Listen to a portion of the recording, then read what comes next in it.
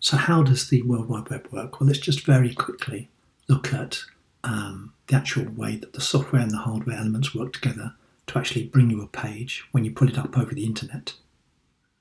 So on the left, we have you on a machine somewhere. You could be on a mobile phone, you could be on a laptop, and there's some infrastructure that connects you to a server machine somewhere. So you could be connecting via your home broadband, you could be using your mobile phone, so it could be using 4G or even 5G, and you're basically plugged into the internet in some way. So you've got your device, your laptop, your computer, your mobile phone, and then at the back end, tucked away somewhere, and it could be local, it could be around here, or it could be in California or Sydney or somewhere, there's a server machine that you wish to connect to.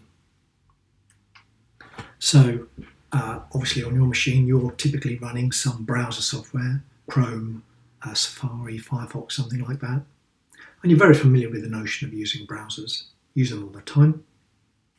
At the back end, there's a piece of software that many people aren't perhaps familiar with, which is a web server piece of software. And web servers can be very small pieces of software. What they really do is they just sit there listening for requests, and then they'll find some HTML, an HTML page that's being requested, and then send it back. So it works like this. As a user, you type in an address, you type in a URL, a uniform resource locator, something like google.com or bbc.co.uk or eBay or Facebook, whatever it is that you type in.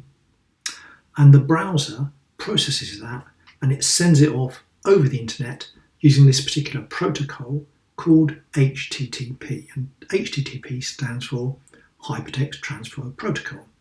It's a way of asking for hypertext and receiving hypertext so that you can get a web page from somewhere and then you can get the contents back.